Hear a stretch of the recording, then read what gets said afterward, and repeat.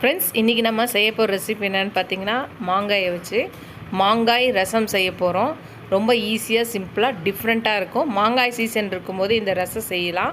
வாங்க இந்த மாங்காய் ரசத்தை எப்படி செய்யலான்னு பார்க்கலாம் வாங்க. இப்போ நம்ம செய்ய போகிற ரெசிபி மாங்காவை நல்லா கழுவிட்டு தோல் சீவி எடுத்து, தோலை எடுத்த பிறகு உள்ளே இருக்க அந்த விதை பகுதியை தவிர மற்ற எல்லாத்தையும் கட் பண்ணி எடுத்துக்கலாம். நல்லா பொடியை நறுக்கி வச்சாச்சு. இது ஒரு பக்கம் இருக்கட்டும். ஒரு குக்கர் எடுத்துக்கலாம். நம்ம கட் பண்ணி வச்சிருக்க மாங்காவை போட்டுக்கலாம்.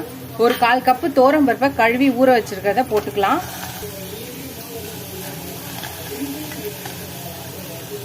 ஒரு 2 பச்சை மிளகாய் போட்டுக்கலாம். 1 ஸ்பூன் மஞ்சள்தூள் போட்டுக்கலாம். ஒரு 2 கிளாஸ் தண்ணி ஊற்றிக்கலாம். கொஞ்சம் பெருங்காயம் போட்டுக்கலாம். குக்கர் போடுறதுக்கு முன்னாடி இஞ்சி ஒரு சின்ன துண்டை நசுக்கி போட்டுக்கலாம். இப்போ குக்கரை போட்டு மூடி விசில் வச்சு 5 விசில் வச்சு எடுக்கலாம். ப்ரெஷர் அடங்கணும்னு ஓப்பன் பண்ணலாம். வச்ச மாங்காய், தோரம்பருப்பு எல்லாம் வச்சு இதை கொஞ்சம் நல்லா மசிச்சுக்கலாம். ஃப்ரெண்ட்ஸ், ஒரு கடாயி இல்லை சட்டி இருந்தால் கூட வச்சுக்கலாம். நீங்கள் என்கிட்ட சட்டி இல்லை, அதனால வச்சுக்கிறேன். எண்ணெய் ஊற்றிக்கலாம். கடுகு, கொஞ்சோண்டு உளுந்து, 2 காஞ்ச மிளகாய், 4 பல்லு பூண்டு நசுக்கி வச்சிருக்கேன், அதையும் போட்டுக்கலாம். கொஞ்சம் கருவேப்பிலை போட்டுக்கலாம். இப்போ இதெல்லாத்தையும் நல்லா வதக்கிக்கலாம். கொஞ்சம் பெருங்காயம் போட்டுக்கலாம். இப்ப நம்ம வேக வச்சு எடுத்து வச்சிருக்க இந்த தோரப்பருப்பு மாங்காய் இதை ஊற்றிடலாம். இப்போ இதுலேயே ஒரு 2ல இருந்து 3 கிளாஸ் தண்ணி ஊற்றிக்கலாம். ரசப்பொடி அவங்கவுங்களுக்கு காரத்துக்கு ஏற்ற மாதிரி 1ல இருந்து 1.5 ஸ்பூன் போட்டுக்கலாம்.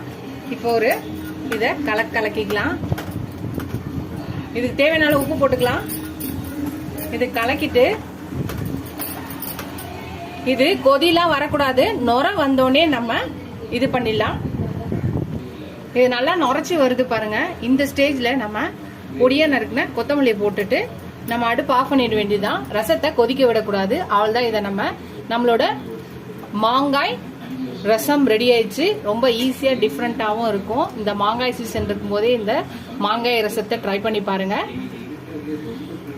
நீங்க சுட சுட சாதம் போட்டு இந்த ரசத்தை ஊற்றி சாப்பிட்டீங்கன்னா சூப்பரா இருக்கும். டிஃப்ரெண்டாவும் இருக்கும். ஒரே மாதிரி பருப்பு ரசம், தக்காளி ரசம், பூண்டு ரசம் இந்த மாதிரி வைக்காம இந்த மாதிரி மாங்காய் சீசன்ல மாங்காய் ரசத்தை வச்சு சாப்பிடுங்க.